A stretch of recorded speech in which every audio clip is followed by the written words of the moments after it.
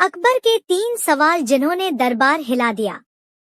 एक दिन बादशाह अकबर अपने दरबार में बड़े ही गंभीर मूड में बैठे थे। दरबारियों को लगा कि बादशाह कुछ गहरे विचारों में खोए हुए हैं। अचानक अकबर ने मुस्कुराते हुए कहा, आज मैं दरबार में 3 ऐसे सवाल पूछूंगा जिनका सही उत्तर जिसने दिया वही दरबार का सबसे बुद्धिमान कहलाएगा। लेकिन अगर कोई जवाब न दे सका तो सोच लेना कि उसका दरबार में बैठने का कोई हक नहीं। दरबार में सन्नाटा छा गया। हर कोई उत्सुक था कि आखिर बादशाह कौन से सवाल पूछने वाले हैं। अकबर ने पहला सवाल किया, दुनिया की सबसे तेज चीज क्या है? सभी दरबारी एक दूसरे की ओर देखने लगे। किसी ने कहा हवा, किसी ने कहा बिजली, तो कोई बोला तोप का गोला। अकबर हंसकर बोले, भूमि। जवाब दिलचस्प है, पर अभी पूरी तरह सही नहीं। फिर बादशाह ने दूसरा सवाल किया, दुनिया की सबसे भारी चीज क्या है? किसी दरबारी ने कहा पहाड़, तो किसी ने कहा लोहे का गढ़। अकबर ने मुस्कुराकर कहा, शायद तुम लोग असली जवाब तक नहीं पहुंचे। अब पूरा दरबार बेचैन हो चुका था। सब सोच रहे थे कि तीसरा सवाल तो जरूर कोई अनोखा होगा। अकबर ने तीसरा सवाल पूछा, और बताओ, दुनिया की सबसे मीठी चीज क्या है? यह सवाल सुनते ही सभी दरबारी सोच में पड़ गए। किसी ने कहा शहद, तो किसी ने कहा गन्ने का रस, मगर अकबर ने सिर हिलाते हुए कहा, नहीं, यह भी अधूरा जवाब है। अब पूरा दरबार हिल गया। तीनों सवालों का जवाब किसी के पास पूरा नहीं था। दरबारी घबराने लगे। अकबर ने दरबार में नजर दौड़ाई और बोले, तो क्या मेरे पूरे दरबार में कोई नहीं है जो इन सवालों का सही उत्तर दे सके? सभी ने चुप्पी साध ली। तभी अकबर की नजर बीरबल पर पड़ी, जो अब तक शांत बैठे थे। बादशाह ने मुस्कुराकर कहा, तो बीरबल, क्या तुम इन सवालों का जवाब दोगे? बीरबल ने धीरे से सिर झुकाया और बोले, जहांपनाह, इन सवालों का जवाब है तो मेरे पास। मगर? अकबर ने उत्सुकता से पूछा। मगर क्या, बीरबल? बीरबल रहस्यमयी मुस्कान के साथ बोले, मगर उसका जवाब मैं अभी नहीं दे सकता। उसके लिए कल का दिन तय कर दीजिए। तब आपको पता चलेगा कि इन तीनों सवालों का असली उत्तर क्या है। पूरा दरबार चौंक गया। आखिर बीरबल क्यों टाल रहे थे? क्या उनके पास वाकई सही जवाब है, या फिर वह समय लेने की कोशिश कर रहे हैं? अकबर ने आंखें सिकोड़ते हुए कहा, ठीक है बीरबल, कल पूरे दरबार के सामने तुम्हें जवाब देना ही होगा। और अगर तुम असफल रहे तो तुम्हें बड़ी सजा मिलेगी। दरबार का माहौल और भी तनावपूर्ण हो गया। हर कोई सोच रहा था, आखिर बीरबल कल क्या जवाब देंगे? क्या वह इन 3 सवालों से अकबर को संतुष्ट कर पाएंगे? अगले दिन दरबार सजा हुआ था। सभी दरबारी बेचैनी से इंतजार कर रहे थे कि बीरबल आखिर इन कठिन सवालों का क्या उत्तर देंगे। अकबर भी सिंहासन पर गंभीर मुद्रा में बैठे थे।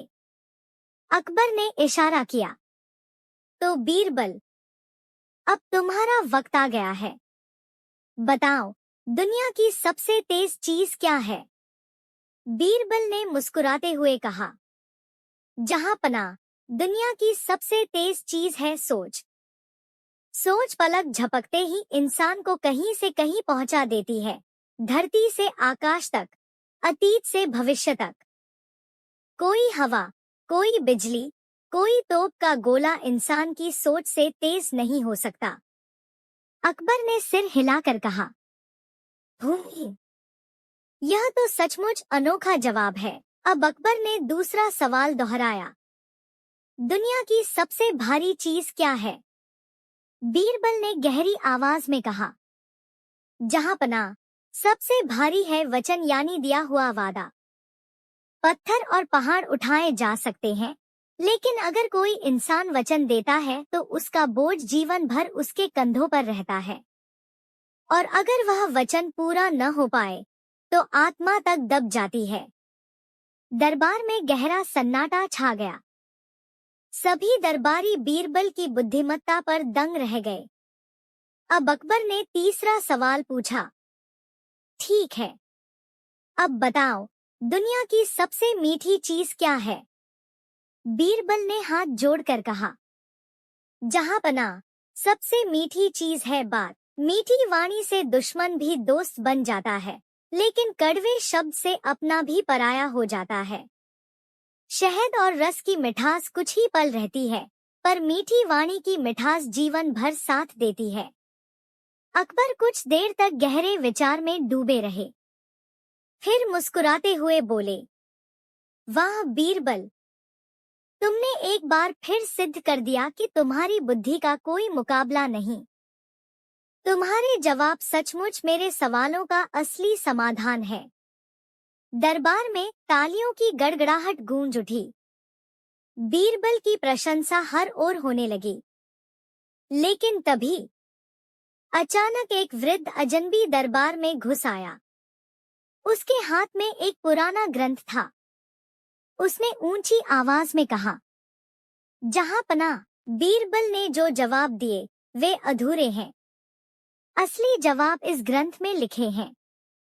अगर आप अनुमति दें तो मैं उन्हें सबके सामने उजागर करूं।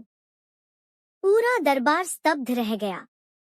आखिर वह अजनबी कौन था और उसके पास कौन सा रहस्य छिपा था जो बीरबल की बुद्धिमत्ता को चुनौती देने वाला था? दरबार में अचानक उस वृद्ध अजनबी का प्रवेश किसी तूफान से कम नहीं था। सब दरबारी आश्चर्यचकित रह गए कि यह कौन है जो सीधे बादशाह के सामने जाकर बीरबल के जवाबों को अधूरा कह रहा है। अकबर ने अपनी गहरी आवाज में कहा, तुम कौन हो और दरबार में इस तरह बिना अनुमति के क्यों आए हो? वृद्ध ने झुककर सलाम किया और बोला, जहांपनाह, मेरा नाम है तपन पंडित। मैं दूरस्थ राज्य से आया हूँ। यह ग्रंथ मेरे पूर्वजों ने तैयार किया था, जिसमें जीवन के गूढ़ प्रश्नों के असली उत्तर लिखे हैं। बीरबल ने जो उत्तर दिए वे बुद्धिमानी भरे अवश्य हैं, लेकिन पूर्ण नहीं है। बीरबल ने शांत स्वर में कहा, तो पंडित जी, आप कह रहे हैं कि मेरी बुद्धि अधूरी है? तपन पंडित ने रहस्यमयी मुस्कान दी। बुद्धि अधूरी नहीं, लेकिन अधूरी जानकारी हमेशा चुनौती देती है। और मेरे पास ऐसे प्रश्न हैं जिनका उत्तर यदि आपने दिया तभी सिद्ध होगा कि आप सच्चे ज्ञानी हैं। दरबारियों में फुसफुसाहट शुरू हो गई। क्या वाकई कोई है जो बीरबल को चुनौती दे सकता है? अकबर ने रुचि से कहा, तो पंडित जी, अगर तुम्हारे पास और कठिन प्रश्न है तो सामने रखो। देखना चाहता हूँ कि बीरबल उनका उत्तर कैसे देते हैं। तपन पंडित ने ग्रंथ खोला और बोला, ठीक है जहांपनाह, मैं बीरबल से 3 प्रश्न पूछूंगा। पहले 2 आसान होंगे, लेकिन तीसरा प्रश्न ही असली अग्निपरीक्षा होगी। बीरबल ने मुस्कुराकर सिर झुकाया, स्वीकार है, पूछिए। पंडित ने पहला प्रश्न किया, बीरबल, बताओ, सत्य बड़ा है या कल्पना? पूरा दरबार चुप हो गया। सबकी नजरें बीरबल पर टिक गईं। बीरबल ने थोड़ी देर विचार किया, फिर बोले, सत्य बड़ा है, क्योंकि कल्पना का अस्तित्व भी तभी है जब वह सत्य पर आधारित हो। पंडित मुस्कुराया, लेकिन उसकी आंखों में चुनौती की चमक थी। उसने दूसरा प्रश्न रखा, ठीक है, अब बताओ, सबसे बड़ा शत्रु कौन है? दूसरे लोग, धन या स्वयं का अहंकार? बीरबल ने गहरी सांस ली और बोले, सबसे बड़ा शत्रु है स्वयं का अहंकार। क्योंकि बाहरी शत्रु को हराया जा सकता है, लेकिन जब इंसान का अहंकार उसे घेर ले तो वह स्वयं को ही नष्ट कर देता है। पूरा दरबार बीरबल की बुद्धिमानी पर सराहना में झूम उठा, मगर पंडित अब और गंभीर हो गया। उसने ग्रंथ को बंद किया और धीमी आवाज में बोला, ठीक है बीरबल, अब तीसरा प्रश्न सुनो। यही तय करेगा कि तुम सचमुच महान हो या केवल दरबारी चतुराई से सबको प्रभावित करते हो। सबकी सांसें थम गईं। पंडित ने अकबर की ओर देखा और फिर बीरबल की आंखों में आंखें डालकर कहा, बताओ बीरबल, इस पूरी सृष्टि का सबसे बड़ा रहस्य क्या है? दरबार में गहरा सन्नाटा छा गया। हर कोई हैरान था। अकबर तक चौंक गए। बीरबल ने पंडित की ओर देखा और उनकी आंखों में कुछ ऐसा झलक गया मानो वे जवाब जानते हों, पर उसे तुरंत बताना नहीं चाहते। उन्होंने रहस्यमयी स्वर में कहा, पंडित जी, इस प्रश्न का उत्तर मैं दूंगा, लेकिन अभी नहीं। इसके लिए मुझे एक रात चाहिए। कल दरबार में मैं इसका उत्तर दूंगा और तब सारा दरबार समझ जाएगा कि सृष्टि का सबसे बड़ा रहस्य क्या है। अकबर ने गंभीर स्वर में कहा, ठीक है बीरबल, कल तुम्हें यह उत्तर देना ही होगा, वरना मैं समझूंगा कि तुम सचमुच इस प्रश्न से हार गए। दरबार में कानाफूसी शुरू हो गई। आखिर वह रहस्य क्या है और क्यों बीरबल ने उत्तर को टाल दिया? क्या सचमुच वह इस प्रश्न का उत्तर जानते हैं या यह उनकी सबसे कठिन परीक्षा होगी? अगले दिन दरबार पहले से कहीं ज्यादा भव्य ढंग से सजा था। अकबर के मन में बेचैनी थी, दरबारियों के चेहरे पर उत्सुकता और तपन पंडित की आंखों में एक अजीब सी चमक। सबको इंतजार था, क्या बीरबल सचमुच सृष्टि का सबसे बड़ा रहस्य बता पाएंगे? अकबर ने दरबार की ओर नजर घुमाते हुए कहा, तो बीरबल, कल तुमने कहा था कि तुम्हें एक रात चाहिए, अब बताओ, इस सृष्टि का सबसे बड़ा रहस्य क्या है? बीरबल शांत भाव से उठे और दरबार के बीचों बीच जाकर खड़े हो गए। उनके चेहरे पर कोई घबराहट नहीं थी, बल्कि एक रहस्यमयी आत्मविश्वास झलक रहा था। उन्होंने धीरे धीरे बोलना शुरू किया, जहां पनाह, इस सृष्टि का सबसे बड़ा रहस्य है जीवन और मृत्यु का रहस्य। हम सब जानते हैं कि जीवन है, पर यह नहीं जानते कि यह कहां से आता है। हम सब जानते हैं कि मृत्यु निश्चित है, पर यह नहीं जानते कि उसके बाद क्या है।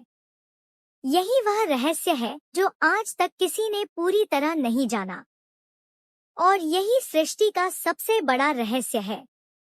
दरबार में गहरा सन्नाटा छा गया। हर दरबारी जैसे बीरबल की बातों में डूब गया हो। तपन पंडित मुस्कुराया, लेकिन उसकी मुस्कान रहस्यमयी थी।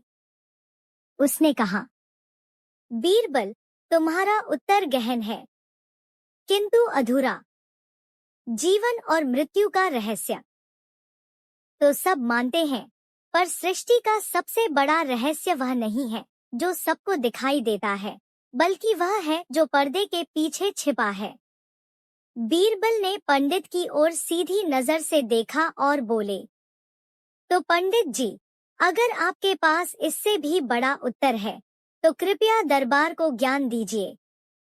तपन पंडित ने अपना ग्रंथ खोला और रहस्यमयी स्वर में कहा, इस सृष्टि का सबसे बड़ा रहस्य है मनुष्य की नियति। जीवन और मृत्यु तो तय है, लेकिन कौन कहाँ जन्म लेगा, किसे सुख मिलेगा, किसे दुख, यह रहस्य किसी को ज्ञात नहीं। नियति को कोई बदल नहीं सकता। यही इस संसार का सबसे गूढ़ रहस्य है। दरबार में हलचल मच गई। कुछ दरबारी पंडित की बात का समर्थन करने लगे, तो कुछ अब भी बीरबल के पक्ष में थे। अकबर ने गंभीर स्वर में कहा, बीरबल, अब बताओ, क्या तुम नियति के इस रहस्य को चुनौती दे सकते हो? या फिर मान लो कि आज तुम पराजित हो गए हो। पूरा दरबार सांस रोके खड़ा था। बीरबल ने हल्की मुस्कान दी और बोले, जहांपनाह, नियति का रहस्य जितना गहरा है उतना ही पेचीदा भी। लेकिन अगर अनुमति दें तो मैं आने वाले 7 दिनों में यह सिद्ध कर दूंगा कि नियति के रहस्य से भी बड़ा सत्य है, और उसे मैं आपको दिखाकर साबित करूंगा। अकबर की आंखें चौड़ी हो गईं। 7 दिन? तो ठीक है बीरबल, तुम्हारे पास समय है। 7 दिन बाद इसी दरबार में तुम हमें बताओगे कि क्या सचमुच नियति से बड़ा भी कोई सत्य है। दरबार गूंज उठा। कोई कह रहा था, क्या बीरबल यह कर पाएंगे? तो कोई कह रहा था, शायद अब की बार बीरबल हार जाए। और तपन पंडित ने धीरे से हंसते हुए कहा, देखते हैं बीरबल, 7 दिनों बाद तुम्हारी बुद्धि जीतती है या नियति। दरबार से निकलने के बाद सबकी नजरें सिर्फ एक व्यक्ति पर थीं, बीरबल। क्या वह सचमुच नियति जैसे गूढ़ रहस्य को चुनौती दे पाएंगे, या फिर इस बार तपन पंडित उन्हें मात दे देगा? बीरबल शांत थे। उन्होंने अकबर से विदा ली और 7 दिन का समय मांगकर अपने घर लौट गए। लेकिन उस रात उनकी आंखों में नींद नहीं थी। वह सोचते रहे, नियति, क्या यह सचमुच सबसे बड़ा रहस्य है? क्या इंसान अपनी तकदीर को कभी बदल नहीं सकता? या फिर कोई ऐसा रास्ता है जो नियति से भी बड़ा हो? अगली सुबह बीरबल अपने गांव की ओर निकल पड़े। वहां उन्होंने आम लोगों से मुलाकात की। कोई किसान था जो मेहनत करता था लेकिन फसल बार बार सूख जाती थी। कोई व्यापारी था जो बार बार घाटा उठाता था। सब यही कहते, यह हमारी नियति है। लेकिन बीरबल ध्यान से सुनते रहे। उन्होंने देखा कि कहीं ना कहीं उनकी तकलीफों के पीछे उनकी अपनी गलतियां भी थीं। किसी ने खेत की सही देखभाल नहीं की, किसी ने व्यापार में लालच दिखाया। बीरबल ने मन ही मन सोचा, शायद नियति से बड़ा सच है कर्म, क्योंकि अगर कर्म बदल जाए तो नियति भी बदल सकती है।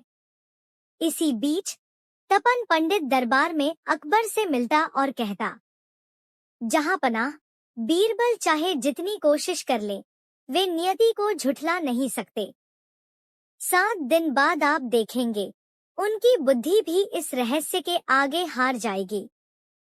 अकबर चुपचाप सुनते, लेकिन उनके दिल में भी हल्की चिंता घर करने लगी। क्या इस बार बीरबल सचमुच हार जाएंगे? छठे दिन रात को बीरबल ने एक अद्भुत योजना बनाई। उन्होंने सोचा, अगर मुझे नियति के रहस्य को चुनौती देनी है तो मुझे ऐसा उदाहरण देना होगा जिसे पूरा दरबार अपनी आंखों से देख सके। 7वां दिन आया। दरबार खचाखच भरा था। सभी दरबारी अकबर और तपन पंडित बेचैनी से इंतजार कर रहे थे। अकबर ने गहरी आवाज में कहा, तो बीरबल, अब समय आ गया है। बताओ, क्या सचमुच तुम नियति से बड़ा कोई सत्य दिखा सकते हो? बीरबल ने मुस्कुराकर कहा, जहांपनाह, इसका उत्तर मैं आपको दूंगा, लेकिन पहले मैं एक घटना सबके सामने घटने दूंगा, और उसी घटना से सिद्ध हो जाएगा कि नियति सबसे बड़ा रहस्य नहीं है। पूरा दरबार स्तब्ध रह गया।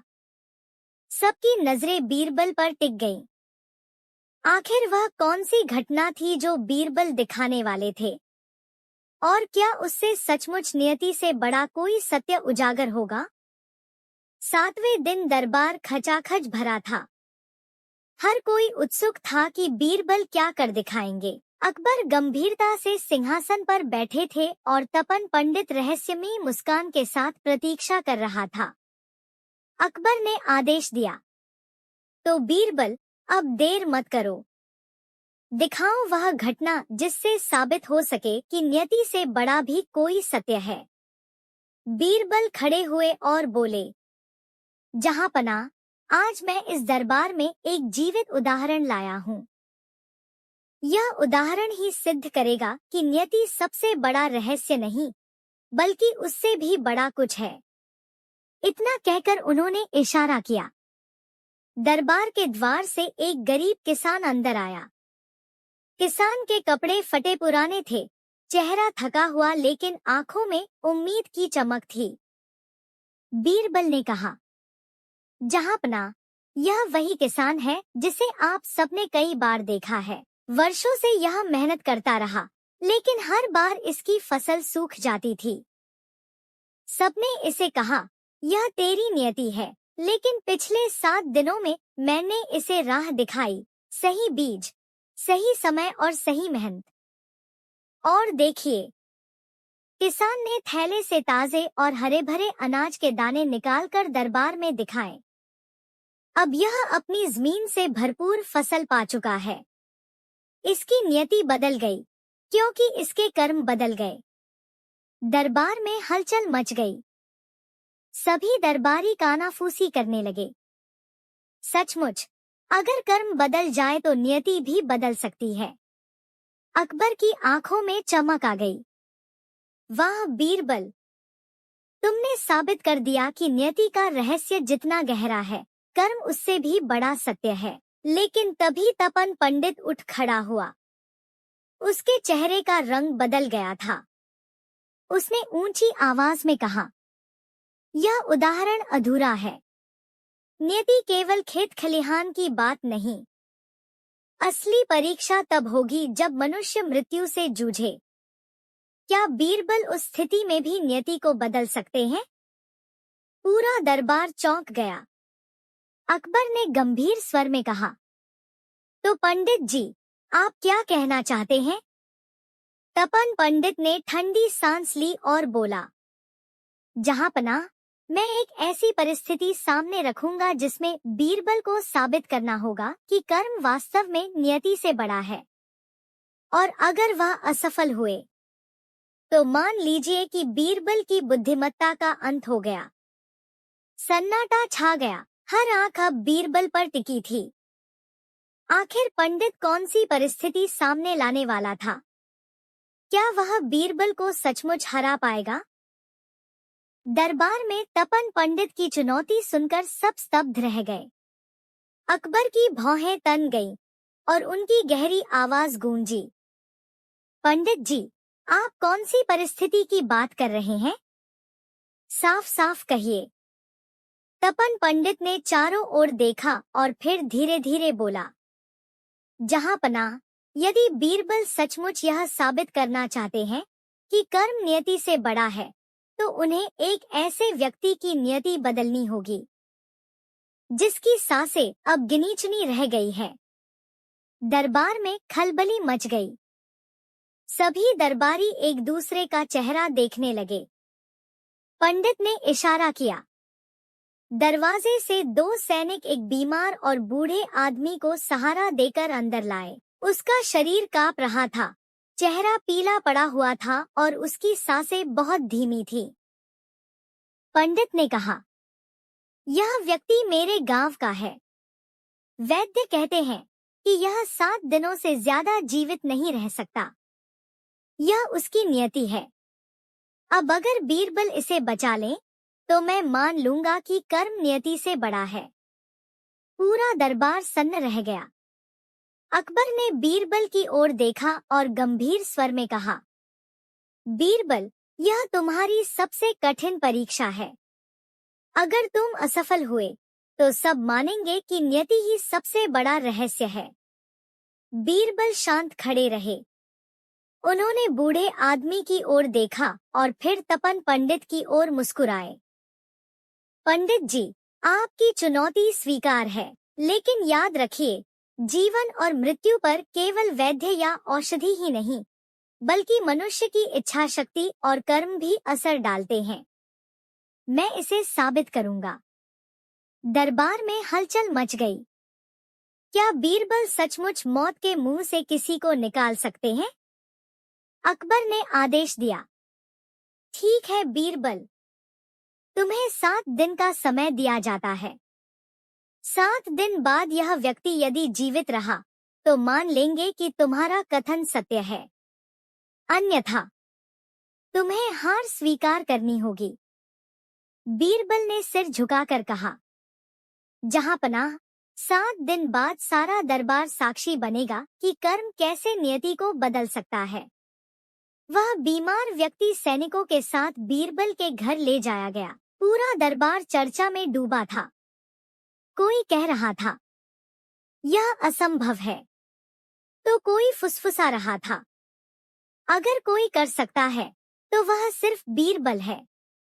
और तपन पंडित की आंखों में अब भी वही रहस्यमयी मुस्कान थी, मानो उसे पूरा विश्वास था कि इस बार बीरबल हार ही जाएंगे। लेकिन क्या सचमुच बीरबल मौत की ओर बढ़ते इंसान को बचा पाएंगे, या नियति अपना रंग दिखाएगी?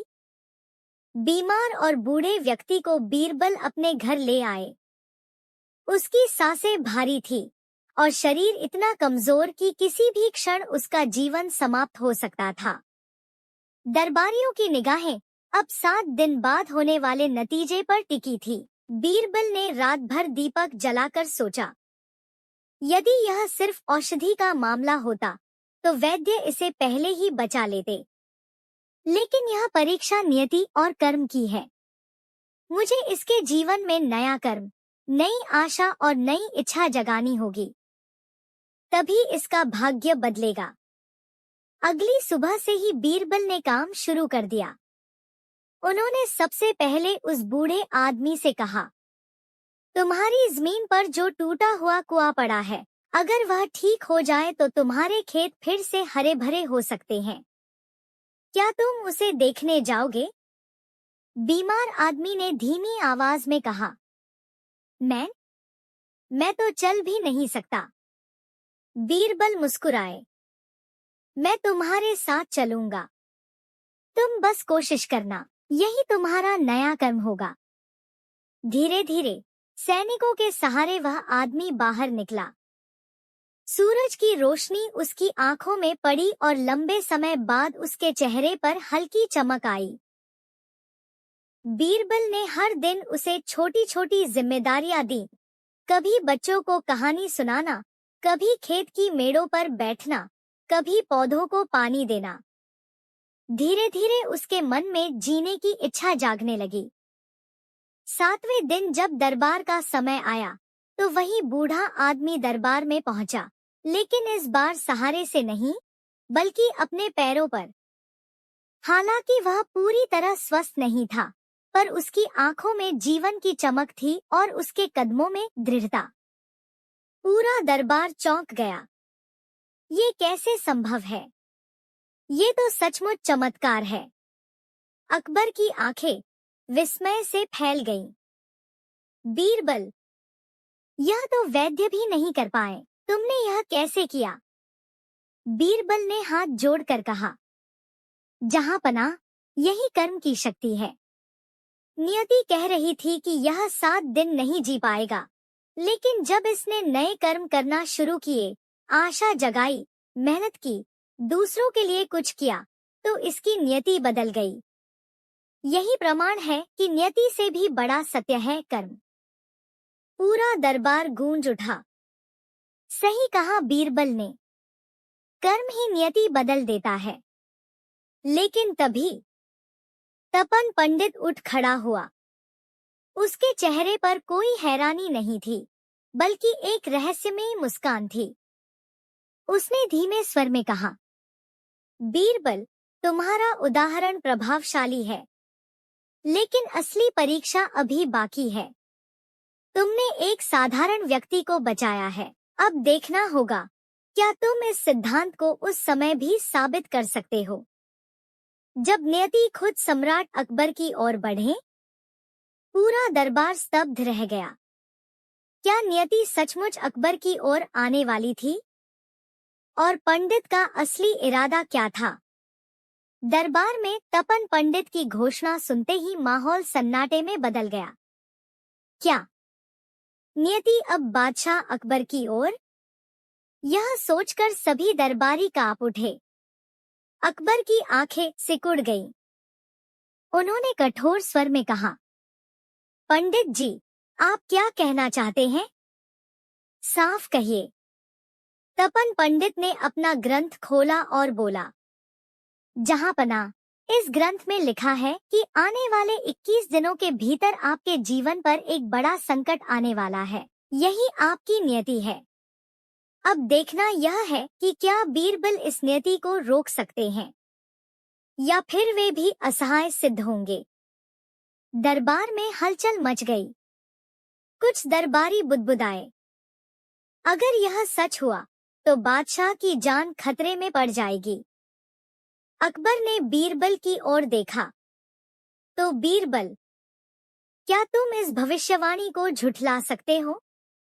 बीरबल शांत स्वर में बोले, जहांपना, नियति चाहे कैसी भी हो, उसे कर्म से बदला जा सकता है, लेकिन इसके लिए मुझे 21 दिनों का समय चाहिए और उन दिनों में आपको मेरे बताए अनुसार चलना होगा। अकबर ने गहरी सांस ली और कहा, ठीक है बीरबल, मैं तुम्हारे ऊपर भरोसा करता हूँ, लेकिन याद रखना, अगर मैं इस संकट से नहीं बचा तो न केवल तुम्हें अपनी हार स्वीकार करनी होगी, बल्कि पूरी दुनिया मान लेगी कि नियति से बड़ा कुछ नहीं। तपन पंडित ने ठहाका लगाया, देखते हैं बीरबल, इस बार तुम्हारी सारी चतुराई भी व्यर्थ जाएगी। इसी के साथ अकबर ने दरबार स्थगित कर दिया। उस रात महल की गलियों में फुसफुसाहट फैल गई। क्या सचमुच अकबर की नियति तय हो चुकी है? क्या बीरबल उन्हें बचा पाएंगे? बीरबल गहरी सोच में डूबे थे। अगर पंडित सच कह रहा है तो अगले 21 दिनों में सम्राट पर संकट जरूर आएगा। लेकिन संकट का रूप क्या होगा? दुर्घटना, बीमारी या कोई साजिश? जब तक मैं इसका पता नहीं लगाता तब तक कुछ भी कहना व्यर्थ है। उन्होंने मन ही मन निश्चय किया, चाहे कैसी भी चुनौती हो, मैं सिद्ध करूंगा कि नियति से भी बड़ा है कर्म और बुद्धि। लेकिन उसी रात महल की ऊंची दीवारों पर एक परछाई चुपचाप सरक रही थी। किसी के हाथ में चमकती हुई तलवार थी और उसकी नजर सीधे अकबर के कक्ष की ओर थी। क्या यह वही संकट था जिसकी भविष्यवाणी पंडित ने की थी? और क्या बीरबल समय रहते इसका रहस्य पकड़ पाएंगे? रात गहरी हो चुकी थी। महल के चारों ओर पहरेदार तैनात थे, लेकिन किसी को पता नहीं चला कि दीवारों के पीछे एक रहस्यमय परछाई दबे पांव बढ़ रही है। उसके हाथ में चमकती तलवार थी और उसकी नजर सिर्फ एक जगह पर थी, बादशाह अकबर का शयन कक्ष। अंदर अकबर गहरी नींद में थे। बाहर से आती सरसराहट ने बीरबल को जगा दिया, जो उसी रात सुरक्षा के लिए महल में ठहरे थे। उनकी तेज नजर ने तुरंत खतरे का आभास कर लिया। बीरबल ने सोचा, तो यही है वह संकट जिसकी भविष्यवाणी पंडित ने की थी। लेकिन यह संकट नियति का नहीं, बल्कि किसी षड्यंत्रकारी का काम है। बिना किसी को सतर्क किए बीरबल छाया की तरह उस व्यक्ति के पीछे बढ़े। दरवाजे तक पहुंचते ही वह हमलावर तलवार उठाकर भीतर घुसने ही वाला था कि अचानक बीरबल ने उसकी बाह पकड़ ली। रुक जाओ! बीरबल की आवाज गूंज उठी। हमलावर चौंक गया। उसने बीरबल को झटका देकर छुड़ाने की कोशिश की और अंधेरे में उसकी आंखें लाल चमक उठीं। तलवार हवा में लहराई और दोनों में संघर्ष शुरू हो गया। अकबर शोर सुनकर जाग गए। कौन है वहां? पहरेदार दौड़े चले आए। मशालों की रोशनी में सबने देखा, बीरबल उस हमलावर से भिड़े हुए थे। अंततः बीरबल ने पूरी ताकत से धक्का देकर हमलावर को जमीन पर गिरा दिया। पहरेदारों ने तुरंत उसे पकड़ लिया। अकबर क्रोध से बोले, कौन है यह गद्दार? जैसे ही रोशनी उसके चेहरे पर पड़ी, दरबारियों की आंखें फटी रह गईं। वह कोई साधारण व्यक्ति नहीं था। बल्कि दरबार का ही एक प्रमुख मंत्री था, जो वर्षों से अकबर का विश्वासपात्र माना जाता था। दरबार में सन्नाटा छा गया।